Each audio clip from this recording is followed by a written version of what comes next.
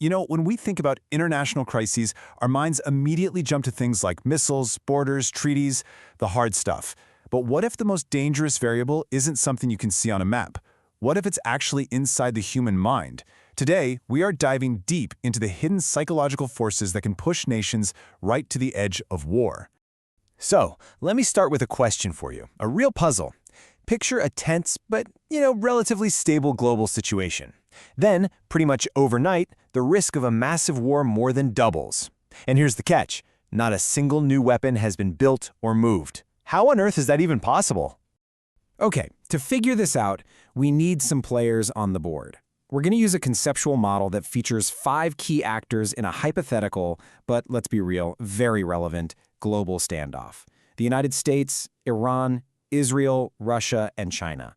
These are the players on our global chessboard. Now, before we get into the crazy numbers, just a quick heads up. This is not about predicting the future. We're not using a crystal ball here. What we're doing is using a model to understand the dynamics of risk and how quickly, how dramatically it can shift in ways you just never expect. All right, so let's set a baseline. If we imagine that all 5 of these players are in a normal risk-averse state, meaning nobody's actively looking for a fight, you'd think the risk of a crisis would be pretty low, right? Well, the model shows that even in this best-case scenario, the chance of things blowing up is a surprisingly high 26%, a 1 in 4 chance even when everyone's trying to be careful. So that 26%, that's our starting point. That's calm. But this is where things get truly alarming. What happens if we just tweak the psychological state of only 2 of those 5 nations? Bam! The probability of a major crisis just skyrockets to 61%. Seriously, just let that sink in for a second. We went from a 1 in 4 chance to way more than a 1 in 2 chance of a total systemic meltdown. And look, we're not just talking about a little bump here. The risk has more than doubled. It's jumped by 2.3 times.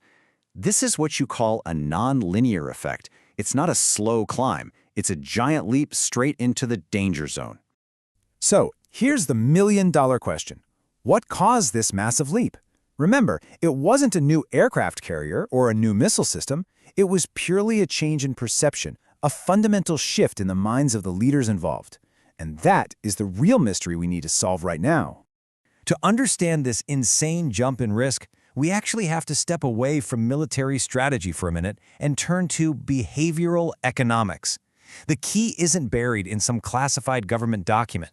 It's hiding in a fundamental and often totally irrational part of how our brains are wired.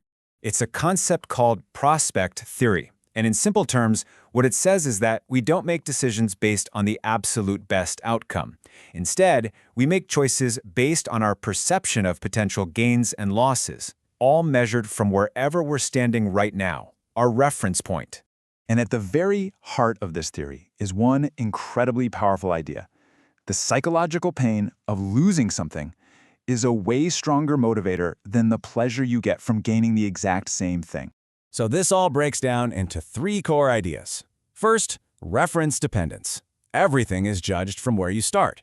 Second, loss aversion. We hate losing way more than we love winning. And third, and listen, this is the one that changes everything, risk-seeking in loss. It means that when we feel like we are already losing, our behavior completely flips. We become reckless. We're suddenly willing to take huge gambles just to try and erase that loss. Think about it like this. You find a $100 bill on the street. Feels good, right? Let's just call that a +1 on the happiness scale. But losing a $100 bill that was already in your wallet? Ouch. That feels about twice as bad, like a -2. And to avoid that awful -2 feeling, you might take a crazy risk you would never take just to get that +1 feeling. That is loss aversion in action. Okay, so let's take this powerful idea and bring it back to our international chessboard. Who in our group of 5 feels like they are stuck in that dangerous loss domain? And why does that push the whole system towards that terrifying 61% risk of conflict? This is where the theory gets very, very real. The model suggests that Iran, dealing with sanctions and isolation, and Israel, which sees a nuclear Iran as an existential threat, are the 2 players deep in the loss domain. They're our gamblers.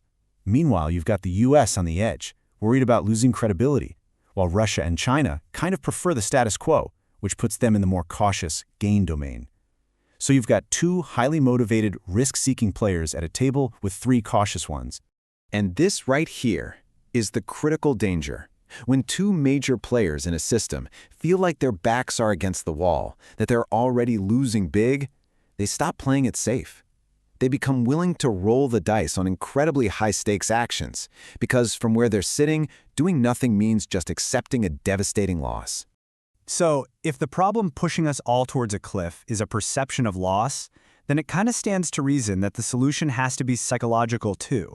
How do you pull the world back from that brink? The strategy here isn't really about military victory, it's about changing the psychological math. You have to shift an adversary's reference point. You do that by creating honorable exits so they can de-escalate without that feeling of losing face. You offer security guarantees to fight their loss aversion by tackling the deep-seated fears that are driving them. The ultimate goal of diplomacy here is to reframe the entire game, to pull nations out of that reckless, risk-seeking loss domain and back into a more stable mindset. So here's the real takeaway from all of this. In any global crisis, the most important variable might not be the number of tanks or ships. The true tipping point, that little switch that can flip the world from a fragile peace to an open war, it isn't a piece of hardware. It's a perception of loss inside the human mind. The next time you see leaders on the world stage, don't just ask what they stand to gain. Ask what they're terrified to lose.